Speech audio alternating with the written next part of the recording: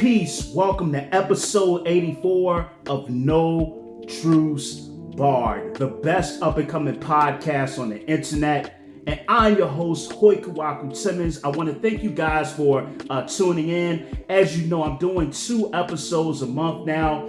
Just kind of give it a little bit more time to circulate out there, for the listeners and the people that may kind of come across this platform by accident. And also, I want to take the beginning of each episode to thank everybody who's clicked the like button, who's left a comment, who's shared a piece of content. I deeply appreciate it from the bottom of my heart. Also, I want to thank all of the guests who's been on this platform as well.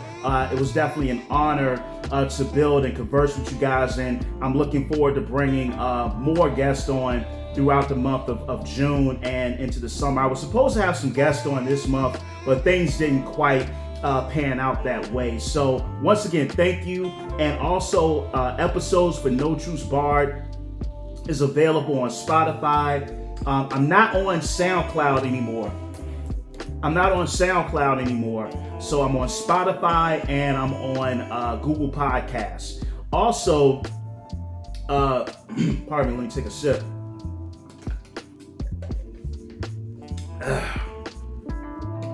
Also, all of the episodes are available on YouTube, so you can go back and catch episode 83, 82, 81. All of that fun stuff is up on YouTube. Without further ado, it's just so much to talk about. So on this episode, I wanted to do something a little bit different.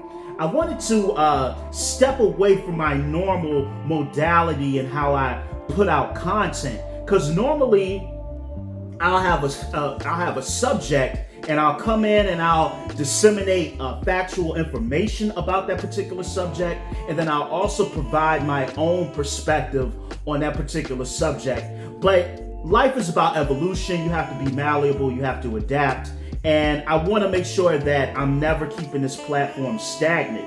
So with that being said, I decided on this episode, I just want to kind of provide my perspective, my take on certain current events that's going on. And I don't normally do this, so maybe this might be something that I do a little bit more going forward. I'm not exactly sure. But listen, let's just jump into it. So I went to college. I went to Virginia Commonwealth University. I graduated with my bachelor's degree in history. And a lot of people say that's a useless major, but that's neither here nor there. But I graduated from VCU, and one of the things I took with me in addition to my degree is student loan debt. So this is a hot subject right now. This is something that Joe Biden has been getting grilled on throughout his presidency. Is he going to cancel student loans? Is he going to forgive student loans? You've seen such people as Elizabeth Warren, Bernie Sanders. They've been extremely vocal about the need for student loans to be canceled. Even AOC has been just as vocal about the cancellation of student loans. And there's many good reasons. One of the things that I look at with student loans is, let's take this into a conspiratorial realm when we're talking about student loans. Is this a way to penalize the poor and minorities that want to get a higher education? Because when you think about it, you're coming somewhere to get skill sets. You're coming somewhere to build a network.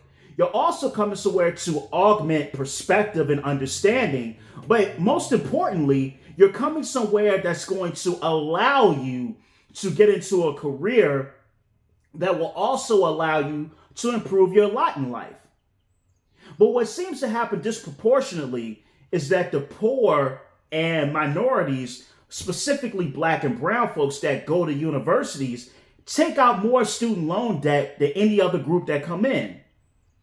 Also, after graduation, a lot of these people do not find high-paying jobs immediately, and we're mired by this student loan debt. So it almost seems like, to me, it's getting to the point where academia is going to be exclusively for people with wealth, people that come from money. Now, the argument that people will put out there is, why don't you just go for a scholarship? Why don't you just apply yourself, get the grades, and obtain the scholarship, and then that way you'll be good. You'll be able to go to school and you don't have to worry about student loan debt. Well, realistically, scholarships are not set up for everybody to get one. Realistically, not everybody's going to have some sort of fund, some college fund or 529. A lot of people are not going to have that. And when you look at these institutions, the cost of tuition is always going up. I asked somebody recently that has an intimate knowledge of the financial aid system, what justifies this absurd amount of money going to school? So you look at different colleges. I'll take VCU because I went there. When I was at VCU, it was about, and this was a long time ago now, when I went to VCU, it was about $9,000 per semester to go to VCU. $9,000 per semester to go to VCU. Actually, excuse me, $9,000 for the academic year, pardon me, to go to VCU. So when you look at that, it's like, wow, that's still quite a bit of money, but it's not that bad. Do you know how much in-state tuition is per academic year at VCU now? I believe it's anywhere between $22,000 to $24,000 to attend VCU in-state in 2022. Now, there are colleges and universities in the state of Virginia that the tuition is higher than it is at VCU. And that's still a shame. That's still a tragedy.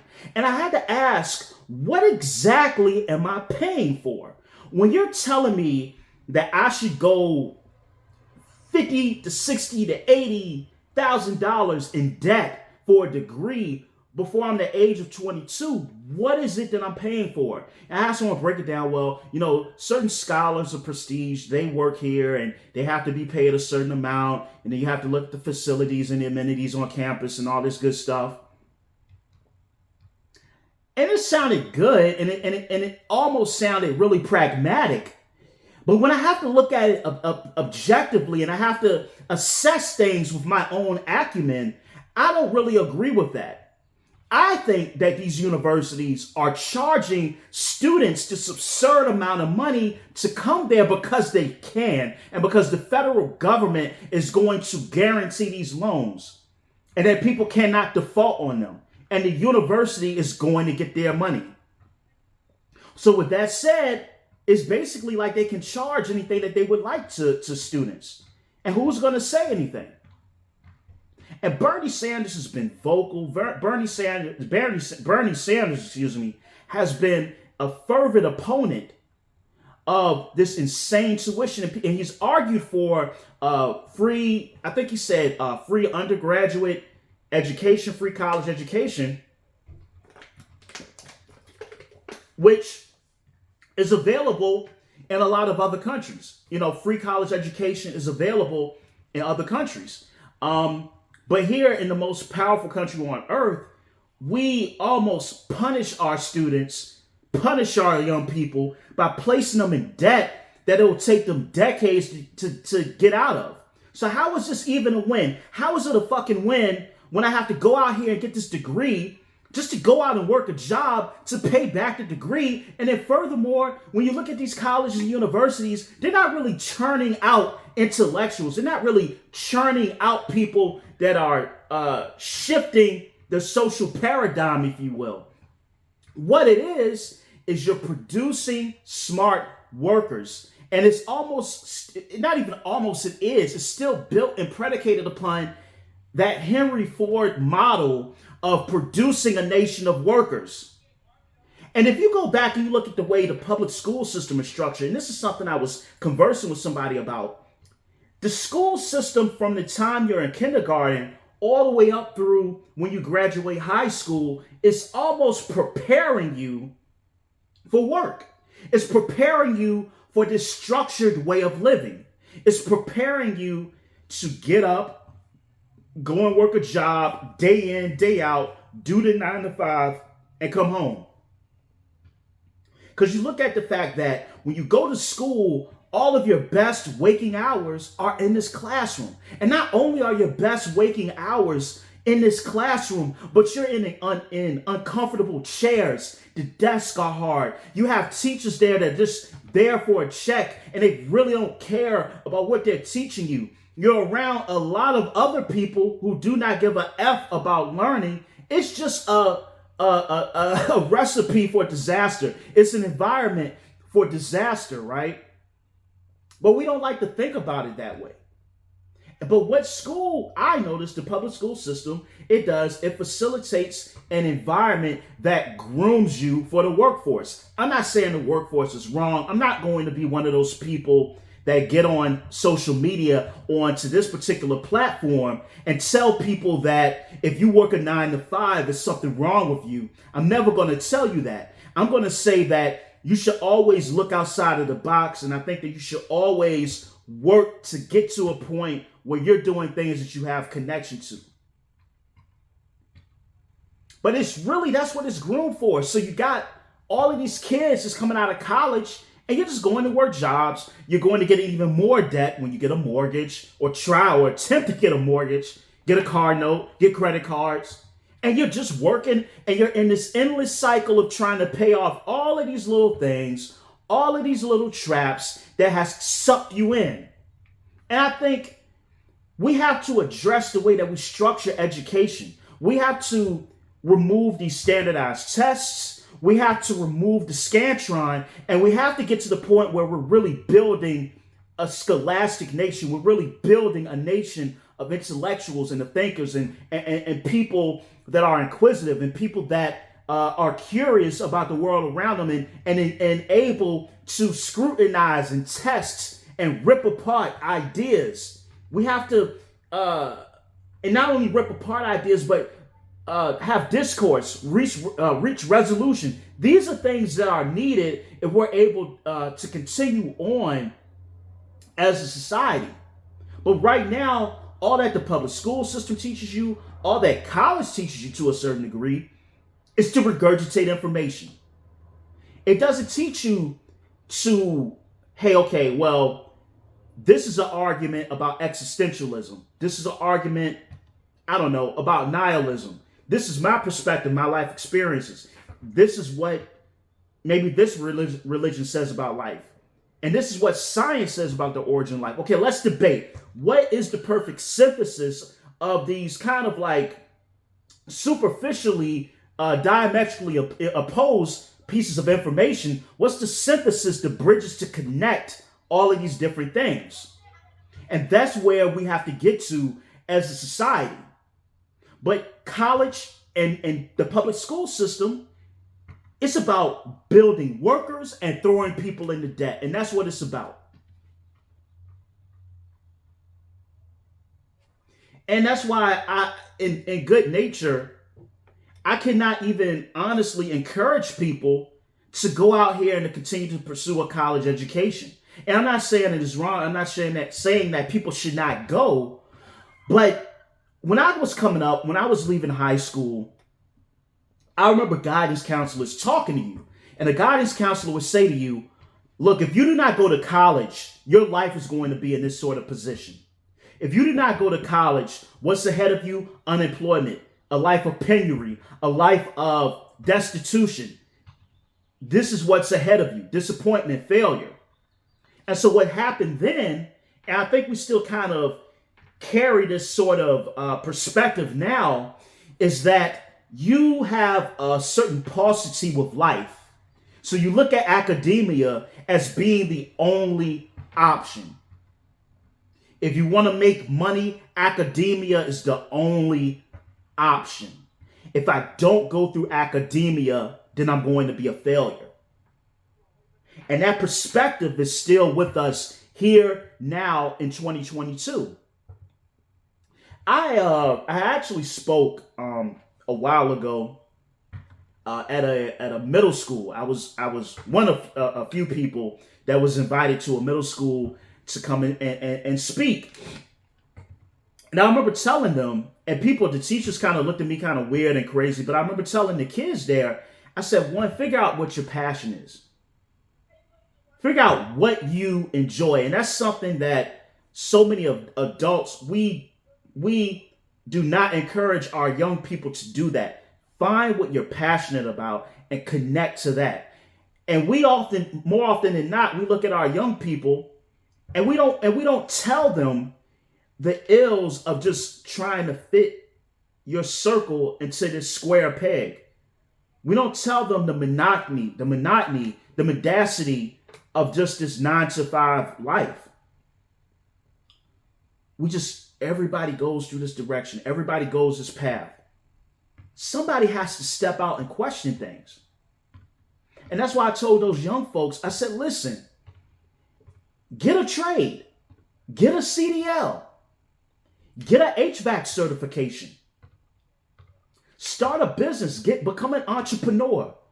Do these things. These may be the things that you may find more rewarding than going and sitting in a college for 4 to 5 years and coming out with a mountain of student loan debt. You might enjoy that far more. You might enjoy that way better, to be honest with you.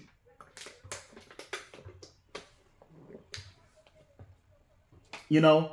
And so Joe Biden on the campaign trail, to stick to the student loans topic really quick, Joe Biden, when he was on the campaign trail, one of the things that Joe Biden said was he would agree to cancel up to $10,000 of student loans. That's really not going to do anything. And it's really a slap in the face when we can see billions of dollars in subsidies go to other countries from the United States, but you cannot do something like cancel student loans. So let me tell you why I'm an advocate of canceling student loans. One, I have student loans. Two, the way student loans are set up is almost like it's like a payday loan on steroids. You will almost never be able to pay that student loan off. And it's criminal that you are able to give these loans to kids and they have to go out here and mire themselves in debt just to get ahead. It is disgusting. It is sick. And myself, like other kids, and people say, oh, well, you were 19 or you were 20 or you were 21 and you signed this. Listen, and a 20-year-old is not an adult. I don't care how people try to, oh, but you're 20. Talk to a 20-year-old. A 20-year-old is just is extremely misguided. And a lot of times kids and parents went out here and they got these loans. You got kids that are in college, they really don't even want to be there. But they went out and they got these loans and now they owe all of this money. For what? Like, really, for what? And the other part that I find weird, and it's not even weird, I know why it is, but you take an 18-year-old. Let's say you take two 18-year-olds, right? You have one 18-year-old, and they're going to go the traditional path. They want to go to college. They want to get their bachelor's degree, to get their BA, get their BS, what have you. And they may want to, they may want to go to graduate school, or they may want to do whatever, right? And get their degree. They will apply for student loans and they will get tens of thousands of dollars in student loans to go to college. The bank is like, hey, yeah, cool. Yeah, you got that. But let's take another 18-year-old. This 18-year-old is like, I don't want to do school. This 18-year-old is like, I don't want to go to college. I want to look at some other stuff. You know what? I want to start a business. That's what this 18-year-old is saying. I want a business. I want to work for myself. So I'm going to figure out how to come up with a business plan. I'm going to come up with a 50, 100-page business plan on what it is I want to do. I'm going to try to work with some people, get some help. That kid could go to a bank and say, hey, here's the funny thing. He may only need $15,000 to get his business off the ground. Not 40, not 50, not 60. He may only need about 15, let's say 10 to $15,000 to get his business off the ground. I don't know what maybe he want to have a little kiosk, whatever it is, vendor, whatever, right? The bank is going to deny it.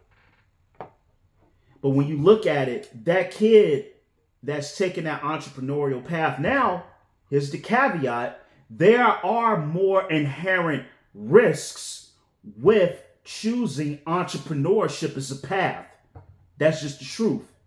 That's what it is. But that kid that took the path of entrepreneurship could potentially earn 10 times his initial investment. He could set himself up on the path of financial freedom. Whereas you have this kid over here that went and got the college degree, they're in debt for the next 30 years. So yeah, student loans need to be canceled. They have to be. Because when you look at it, the complaint is, why aren't young people buying homes? Oh, well, they have student loan debt. Why aren't young people buying more new vehicles? They have student loan debt. This debt is a burden to everyone that has it. So until we get to the point where we can fix this, or school becomes free, or you cancel student loans, you're going to see a slowdown on that. A lot of young adults my age are not having children. You know why people aren't having children? Because they simply cannot afford to have kids. Because they have student loans that they have to pay. And it's sickening, I really don't know what Joe Biden is going to do about this. I think it might behoove him to cancel student loans because a lot of young people aren't really avid Joe Biden fans, so we'll see. Like I said, this week is different. I'm touching on a lot, so it's going to kind of like be tangents that's going on. But I wanted to do this because a lot of hot stuff is in the news and whatnot. And I want to provide my perspective. Like I said, this is not a usual format for me. Shout out to my folks at the Whole Division podcast. Also, shout out to the homie, my sister, LaWanda Chambers. Make sure you, LaWanda McKinney Lawson. I'm sorry, I mess up her name. Shout out to her too. Make sure you follow her on Instagram. Growth is Tacit, Whole Division podcast. Follow them, good peoples. They supported the platform, so shout out to them really quick. But the other hot topic issue is that you have Roe versus Wade. Now, Roe versus Wade, it was a case between 1971, 1973. It ruled that a state law that banned abortion was unconstitutional. The ruling made abortion legal in many circumstances. I had to take a note on this. The decision said that a woman's right to privacy extended to the fetus unborn child that she was carrying.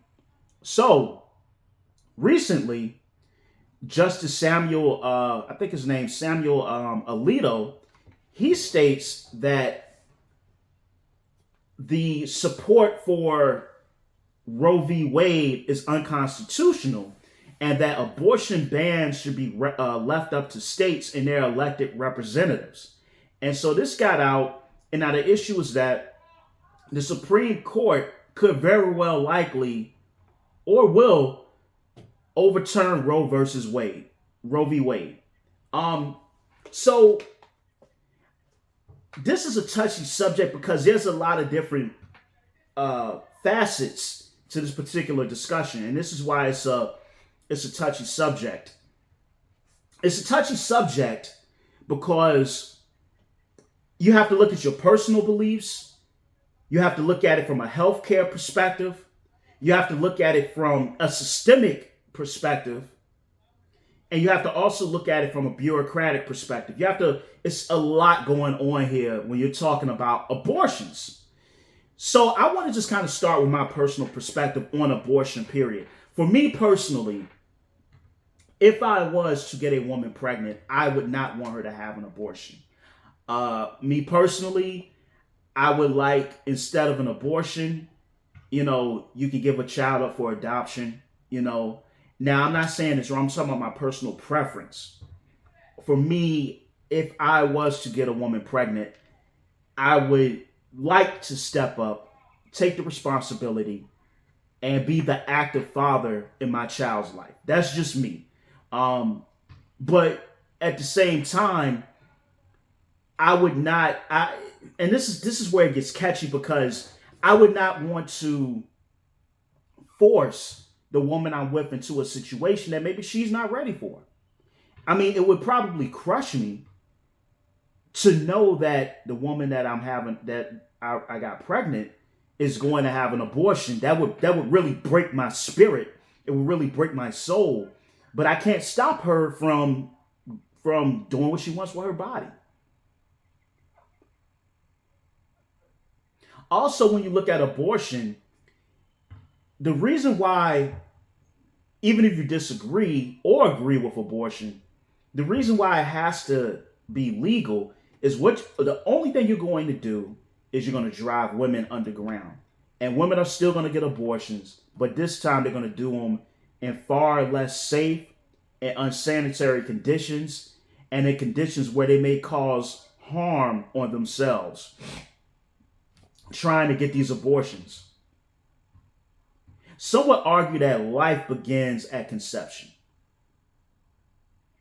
You have people that are late-term abortion doctors, and I read an article, real fascinating article about a late-term abortion doctor who actually left the field. And the reason he said he left and the field was because on the ultrasound, when they would do the late-stage abortions, he could see the fetus, like the mouth of the fetus, like kind of curl in agony or pain as this procedure was happening.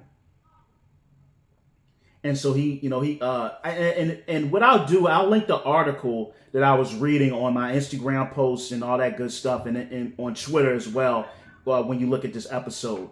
So he left the field. So you have people that said life begins at conception. Now, for me, like I said, it's a touchy subject because I cannot dictate what a woman wants to do. I cannot dictate a woman's autonomy. But there are instances where there are health complications. There are instances where if a woman has this child, she could potentially die in labor. And she may not be able to to have this child. There are instances where the child, if it was born, would not be able to live a functional life. Now, once again, however a child is born, it's up to the discretion of the parents as to how they want that child to live, the quality of life that child will have. But I say that to say that you have parents that are like, well, my kid is going to have an exceptionally hard life. I know this, so I would rather spare them that. Now, once again, I'm not saying I'm agreeing or disagreeing with that sort of perspective. It is what it is. But there are a myriad of circumstances, from health, for both the health of the fetus and the mother, that could justifiably warrant an abortion. So that's just the case in that, and do you have the child and risk the death of the mother? I mean, these are all decisions that a lot of parents across this country have to make on a daily basis.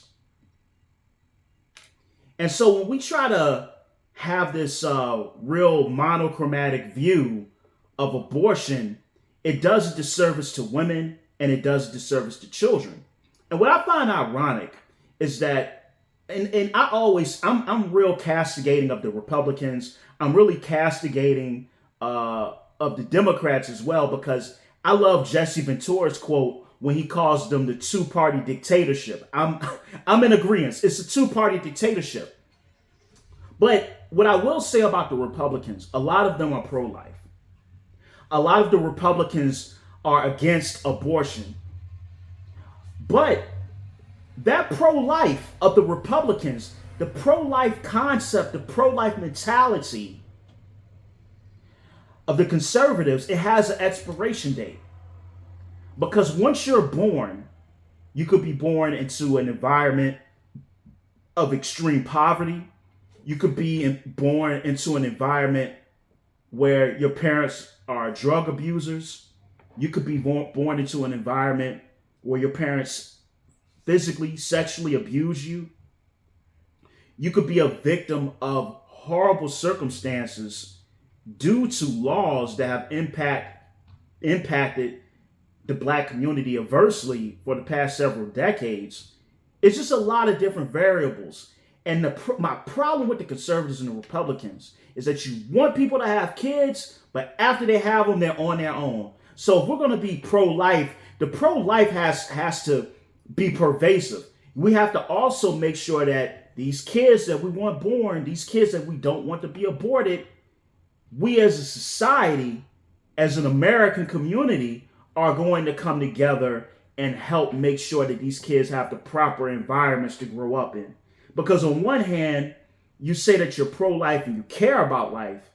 So if that's the case, you cannot just dismiss and throw these kids away into a messed up system once they're born, because you have this pull yourself up by your bootstraps mentality at the same time. That becomes hypocrisy. That's a contradiction. Pro-life isn't just saying, hey, I want women to not get abortions.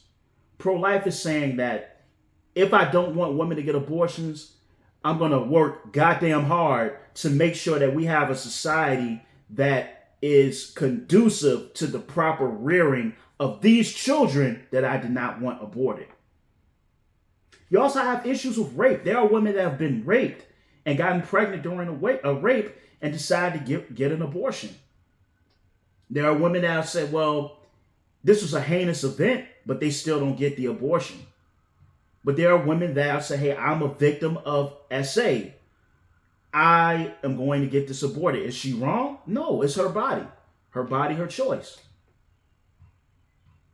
I remember someone was saying this. I can't remember who said it, but during the pandemic, you had a lot of conservatives, and they would say, hey, I don't want to wear a mask. That's my freedom. That's my liberty to do, to not wear a mask.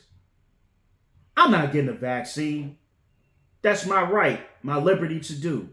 I'm not getting a vaccine. But that mentality ends when it comes to abortions. That mentality ends when you're talking to women, and do women have their own autonomy?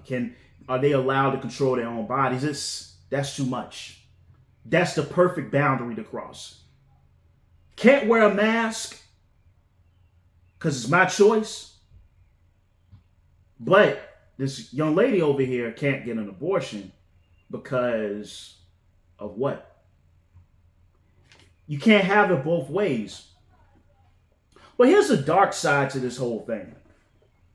If you look at the origin of Planned Parenthood, you have to go all the way back to Margaret Sanger. Margaret Sanger was a racist and a eugenicist. You know, she would often talk about making sure that those that aren't properly fit, right, whether it be genetically, mentally, whatever, are not allowed to breed. And disproportionately, Planned Parenthood clinics are more black and brown neighborhoods. Now, I'm not trying to be conspiratorial. I'm just stating the facts here. I think I read in 2020 that African American women make up, I think something like 11% of the U.S. population, but they represent 38% of abortions. That's a crazy number.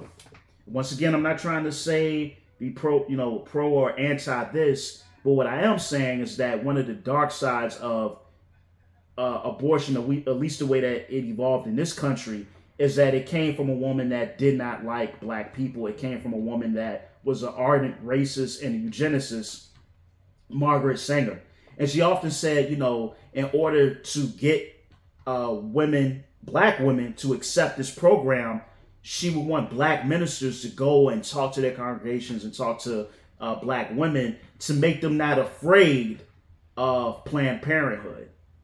So that's something to keep in mind when we're talking about Planned Parenthood and we're talking about abortion, is the origins of it. And once again, I say, I believe that a woman's body It's her body. It's her autonomy. Whatever she feels she needs to do is up to her. Because if it comes to men, we would never allow nobody to tell us as men what we should and what we should not do with our bodies. We would be fervently opposed to that shit. We would not have it at all. We wouldn't do it.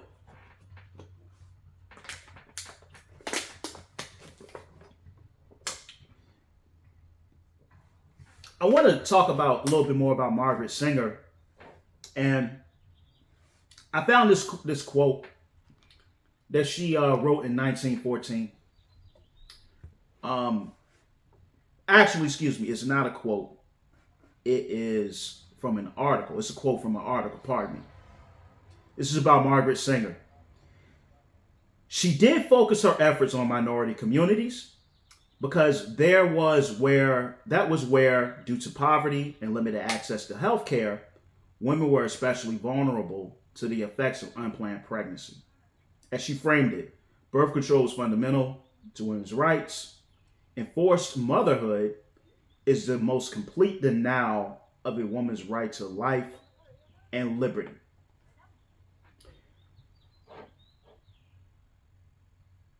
This looks very benign on the surface, or it sounds very benign. But when you find out that she was a racist and she was a eugenicist, I just have to wonder what was her true angle for targeting minorities when it comes to abortion. Because, yeah, I mean, a lot of communities, people don't have money. People don't have resources. People have limited access to health care. But it's almost kind of nefarious that she would aim this at black women in poor communities. That's just something I don't really agree with. But all in all, the scary part is that if they overturn Roe v. Wade, what's next to be overturned? Is it Brown versus Board of Education? Is that next? You know, what will continue to come up? If this is successfully overturned, what happens next? What is the next case that have affected minorities that could possibly be overturned next? And these are things that are complicated. It's real complicated, man, you know? So I'm going to wrap this episode up. This one isn't going to be too long, but I wanted to talk with y'all on some real shit real quick about these different situations. But I'll be remiss if I didn't speak about this.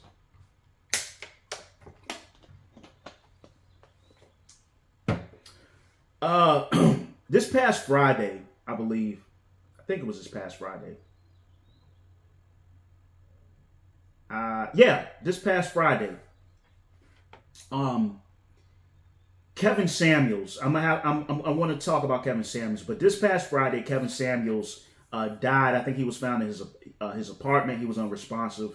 And just to briefly, if you're watching this and you don't know who Kevin Samuels is, he's considered by many like a dating coach, dating guru guy, relationships guy, and he's really known for kind of speaking about relationships and more specifically between black men and women.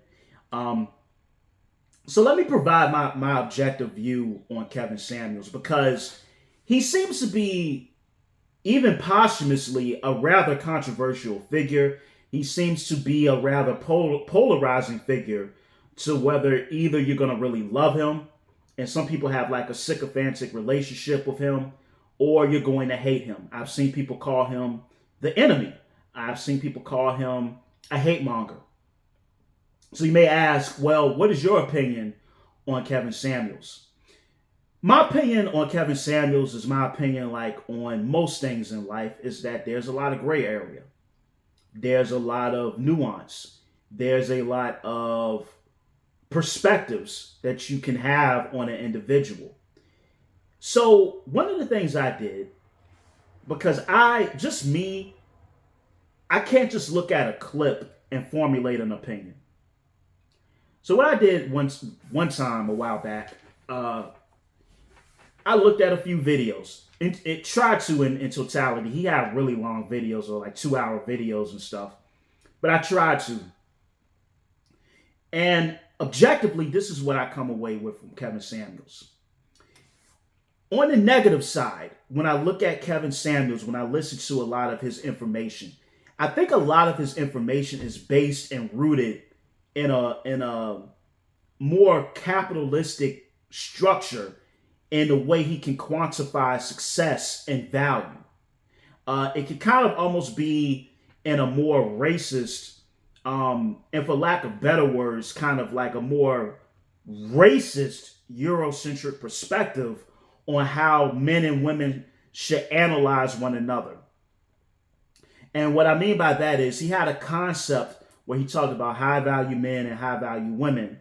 And what he would always throw out there about high value men is that they would make 6 figures or more.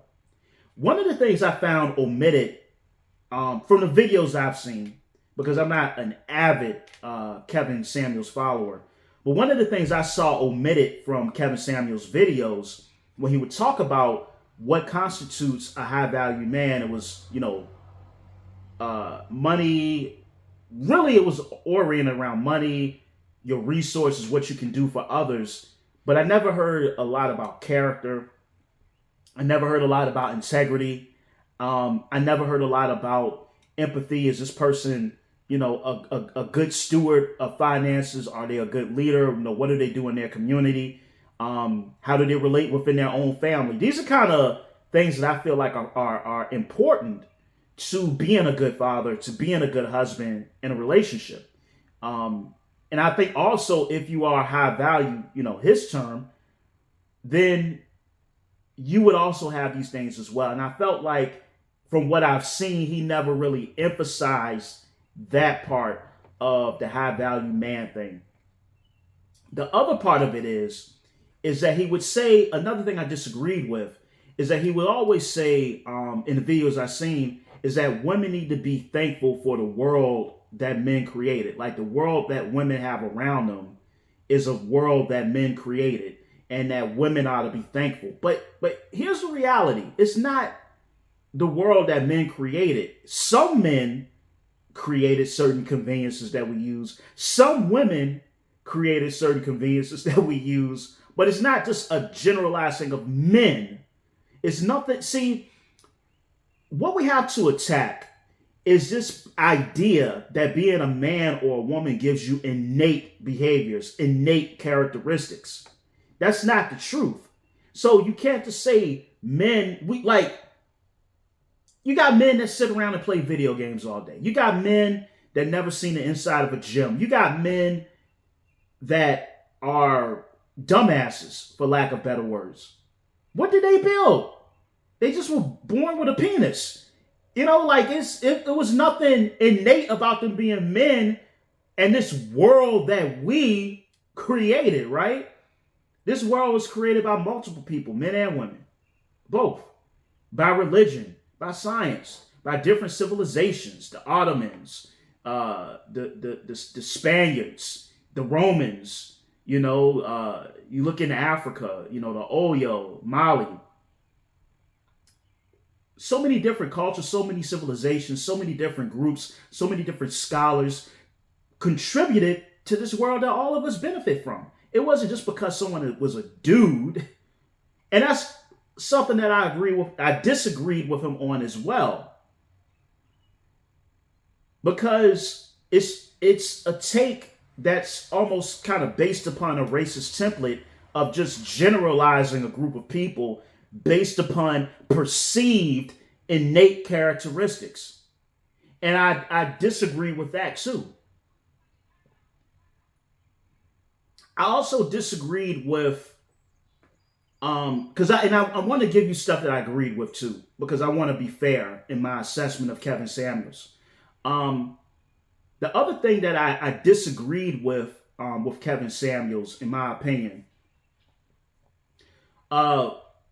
was the concept of women being leftovers. Where he says, get a dog, die alone. Now, I understood the base level of his argument, My problem with that is with both men and women.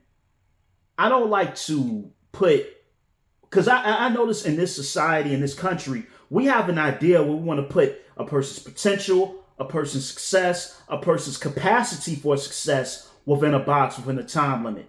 So, you got people out here like, man, if I don't own a home by the time I'm 25, I'm messed up in the game.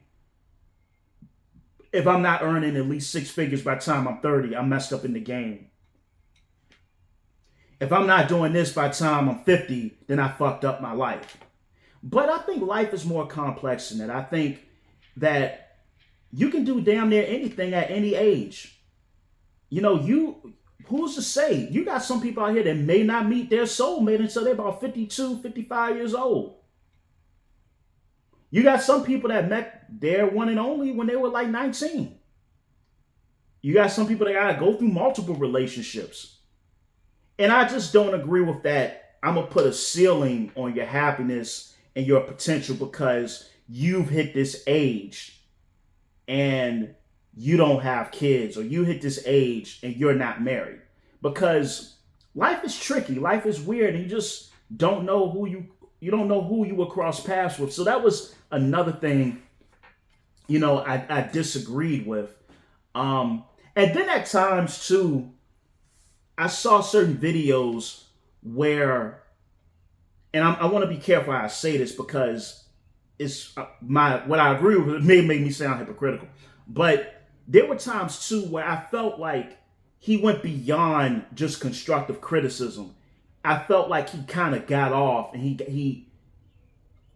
think he, to a degree, he did get off on humbling black women and humbling black men too. I think his proclivity for humbling people was ubiquitous across the board between black men and black women. And it was rough and it was raw, but there were times where he provided no practical resolution. It would just be raw, gritty castigation, judgment, humbling you without a resolution. So I'm down with that, but you also have to, the onus is on you too. If you're going to take it there on somebody, you also have to provide a resolution. That's also needed. So once again, I don't have like 30 things that I agree and disagree with because I wasn't a huge follower, but I did on my own time sit down and watch a few episodes. Now, let me tell you some of the things I did agree with. He would often talk to young men, and this is something people don't know, that before he started, really conversing with black women, his platform was really dedicated to men for years. And this is the one thing I wanted to point out. I saw this on social media, and this is something that I want to say. People are like, Kevin Samuels' platform, it didn't blow up until he started to talk about black women. And to a degree, on a superficial level, that is true. But I want to point out something that's a little bit more disheartening and somewhat sad. There's another reason why his platform blew up when he started to talk about women. The other reason is because a lot of times the emotions, the pain of men, no one cares about. Men are seen as disposable. And actually, it's socially acceptable to shit on men. Like, if you go back to the 90s, I remember this. I remember Jerry Springer, Maury Povich. I remember Jenny Jones, Ricky Lake. In the early 2000s, you had Drama on BET. I remember all of these shows. And even going way back then, it was nothing to have a panel of women, or men and women, talk about how basically black men ain't shit. It was cool to talk about it. So I almost think that in our cognitive fabric, if you will, that it's the norm. Like if I made a video and I just talked about how messed up black men are, it really wouldn't rattle you because you've been acclimated to hearing that sort of information. It's normalized to us. And I think one of the reasons why his channel didn't really blow up, because it's like, oh, well, this is just another black dude talking about black men and pointing out the shortcomings in black men. And as a society, we have kind of the consensus is that black men ain't shit. So he's just talking about, according to society, something that we already know. And that's why I think that it didn't really pick up until he talked about black women, because if you go back to the 90s, you look at all these different talk shows, we never really seen anything where a man was bringing heat to women like that. You would have never ever seen that. And he brought a lot of heat to women. And so let me get into this. I'll speak from a male perspective. One of the things he said that really changed me, he talked about, not changed me, but one of the things that I do agree with, he was a stickler about men being financially responsible before they have children, before they try to date. And I believe in that. You know, don't be out here if you're homeless, if you're not making no money, trying to find a girlfriend. You need to be getting your finances in order. So I definitely agree with him on that. You know, I saw videos where guys would call in and they would say stupid things like they're trying to start a business, but they're unemployed.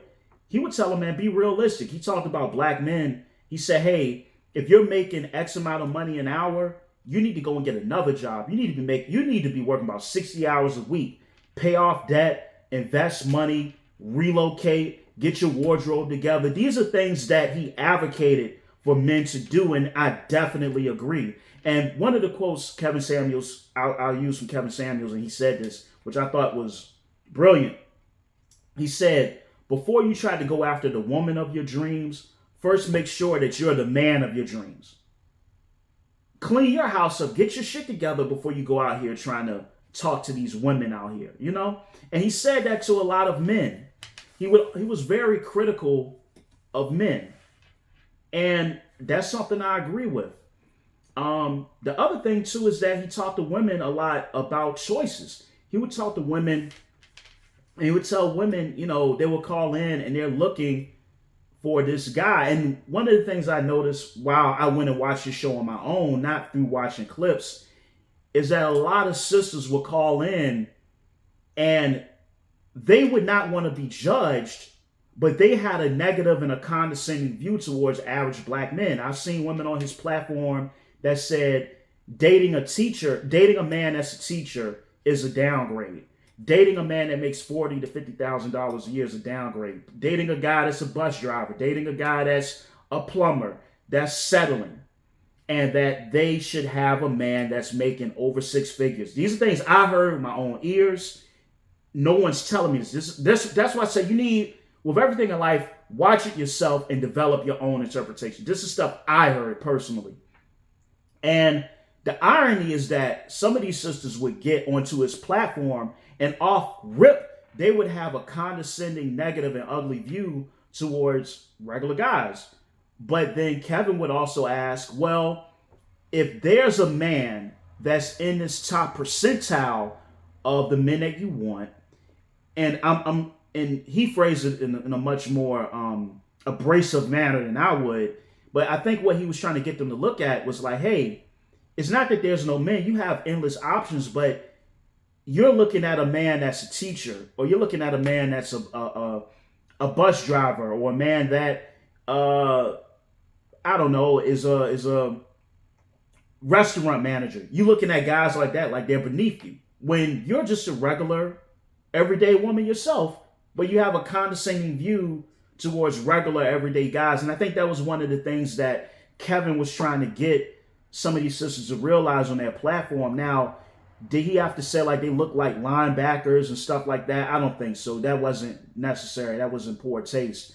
But I think he was trying to get a lot of these sisters that were like, hey, I want a good guy. I'm trying to find this good guy, but the perspective is out of whack. You know, because I think it's a problem. It's not like Kevin Samuels was telling people or telling women, hey, go date a dude that's sleeping under a bridge. He's like, hey, you got a neighbor who he might do lawn care. He might have a lawn care business and he's a preschool teacher. Who knows, right? But you're like, this guy is beneath you because he's not pulling up in a Maserati, or he doesn't have a 6 or 7 bedroom home. So that guy's beneath you. Whereas I think what Kevin Samuels was trying to say was like, yo, don't have that view towards average men because you're average. And I think that was one of the things he wanted to do. And I remember a video I saw with Kevin Samuels, and he said that we have a negative stigma against being average. Like in today's world, if you call someone average, they'll look at it as an insult. And I think that was one of the things he wanted to get both men and women to see, that there's nothing wrong with being average. And to be honest, 90% of people are average. Most people you meet are average. Most people are average height, average weight, average looking, got an average job, average pay. That's what most people are in the world. And that's one of the things I did agree with him on. I think that sometimes, and it's not saying that you shouldn't be happy with whom you choose to date, but I think sometimes people have a unrealistic perspective on dating. One of the other things he talked about, is he said, hey, if you you want this guy, but you have children from different relationships or what have you. Now, I'm not a person that's against single mothers. I'm not a person that's against, well, if you want to date a single mother, whatever it is you want to do, right? But one of the things Kevin pointed out is, and this is just a man truth. I'm just going to put this out here for the women that may watch this. A lot of men want their first child to be with a woman that doesn't have children. And it's not saying that men look down or I guess maybe some men have a condescending view of single mothers. I don't. But idealistically, that's what a lot of men want. And what Kevin, I think, was trying to convey is that if you turn that up 10 notches and you get this baller, entrepreneur, sexy, attractive playboy type of guy, and you're coming to this man with other men's children, he may not be down with that because he's going to have a lot of other options to exploit. And I think women got mad at that because they didn't want to hear it. And it was a harsh truth that they didn't want to hear. And I think it needed to be said, And he said things about men, he said things about women, and I think a lot of information I heard from Kevin Samuels I didn't agree with. And even the way he delivered his message. But I will say this to Kevin Samuels, and people can think what they want, but I will say this to Kevin Samuels' credit. He gave us a gut check that we needed as men and women. I think he brought up topics. He made us question things that we don't want to question. I think a lot of us want to live in a delusional perspective about ourselves. Like even with me, right? I'm an overweight dude. I got a belly and stuff. And like Kevin Samuels said, be the man of your dreams before you go after the woman of your dreams. And I'm like, he said some things that stepped on my toes, but I had to be real. Like, yo, I'm only 5'8". I got a belly. I'm kind of overweight. I'm making under, 70 grand a year, or whatever. I'm somewhere between $0 and 70. That's what my salary is, right? But this is my position. So can I walk up to Megan Good and holler at her? No, she's out of my league.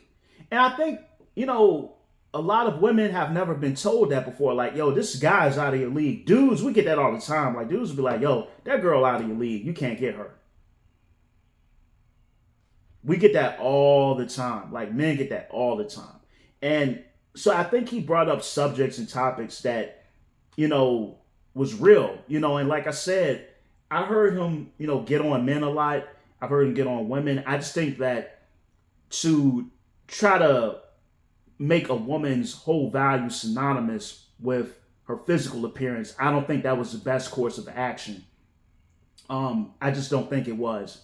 But the last thing I want to speak on as it relates to Kevin Samuels is one of the ugliest things I've seen, one of the most heinous things I've seen on social media is people saying that Kevin Samuels died because of karma.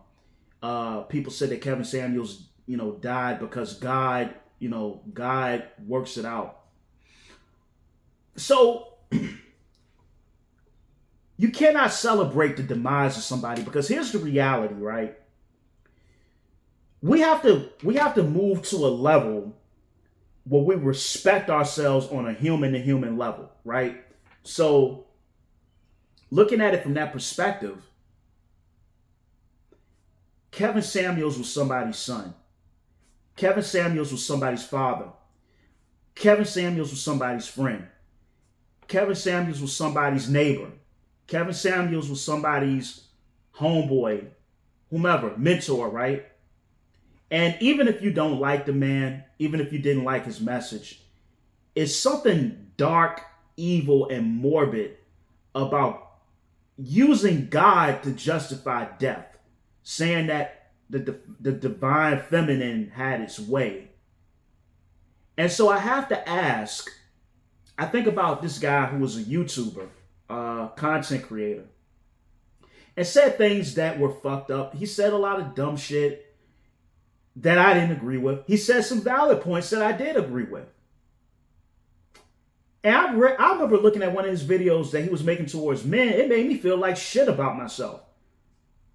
But it was the truth. You know? And like I said, it's a mixed bag. But when you say things like God and the divine feminine, then you open up another door. Because I live in a world where since the 80s, there's been crack cocaine pushed into black communities.